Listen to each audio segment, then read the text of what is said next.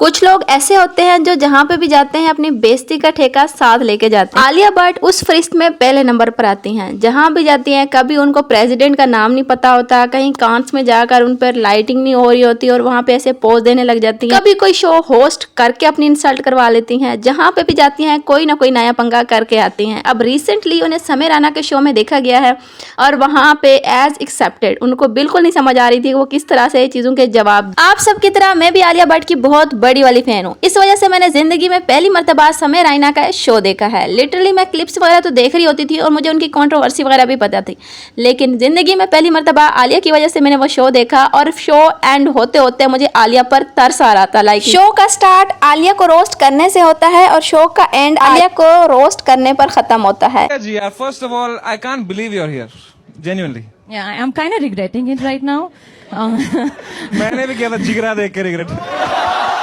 I am so nervous sitting next to you, genuinely. Yeah. Like I am such a big fan of your husband. And Alia जी, आप इतनी बड़ी actress हो. आपकी movies ने 5-6 हजार करोड़ रुपए बनाए हैं. फिल्म फेयर अवार्ड्स है आपके पास इतने सारे. नेशनल अवार्ड है, बेस्ट एक्ट्रेस अवार्ड है. Why the fuck are you here, यार? Why did you come to Late End? कहाँ कांस, कहाँ Late End? वाह. पर यहाँ कैमरा आप पे है. ये तो शुरुआत के कुछ मिनट थे। आगे आगे इस तरह से पंच लाइन्स आती हैं आलिया पर कि आलिया को जवाब देना तक भूल जाता है और आलिया इतनी कंफ्यूज हो जाती है कि आलिया को बोलना तक नहीं आ रहा होता और लिटरली आलिया की वो कंडीशन हो जाती है कि मुझे आलिया का वो डायलॉग याद आ रहा होता है, मुझे अपने घर जाना है, मुझे अपने घर जाना है। शो के सारे कंटेस्टेंट मुझे अच्छे लगे थे, लेकिन सबसे ज्यादा अच्छा एक बंदा जो डोनाल्ड ट्रंप बन के आया था और लिटरली उसने किसी एक को नहीं छोड़ा। समय रैना हो, आलिया भट्ट हो या जो भी जितने भी जज बन के आए बैठे थे, पूरे पैनल को 1 बाय 1 रोस्ट किया और आखिर में तो आलिया के साथ उसने वो किया ना कि आलिया ने कभी जिंदगी में नहीं सोचा होगा। Alia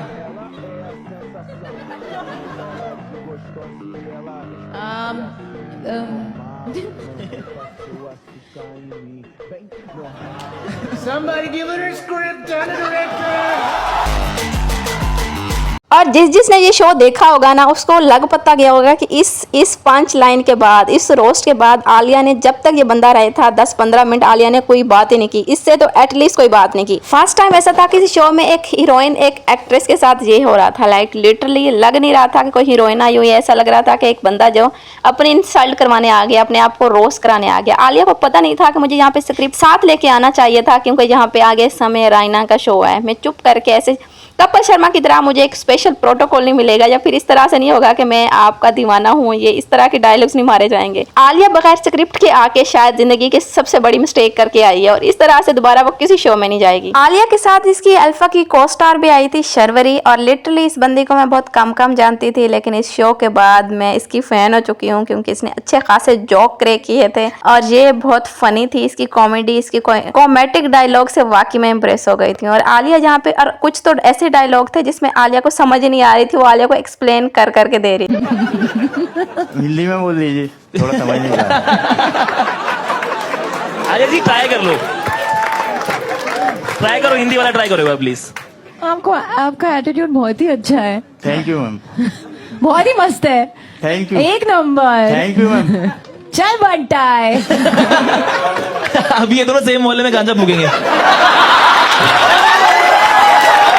eight the end I want to say something to Alia Bhatt. I know वो मुझे नहीं सुन रही, लेकिन मैं बोलना ये चाहूँगी कि क्या आपके इतने बुरे दिन आ गए हैं कि आपको अपनी फिल्म प्रमोट करने के लिए यूट्यूबर्स का ही सहारा लेना पड़ रहा है।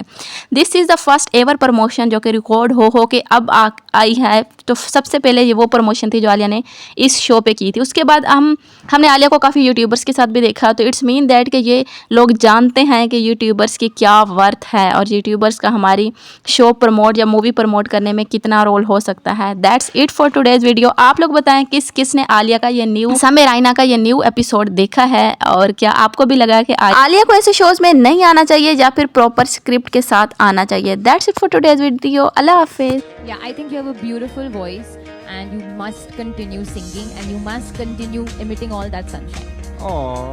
फिर भी इनको हेट कैसे आता है यार? कितना अनफेयर वर्ल्ड है यार। इस पे भी गाली देखना आलिया भट्ट को ही पड़ेगी कमेंट में। फिर भी आलिया को गाली पड़ेगी देखना। बड़ा समझा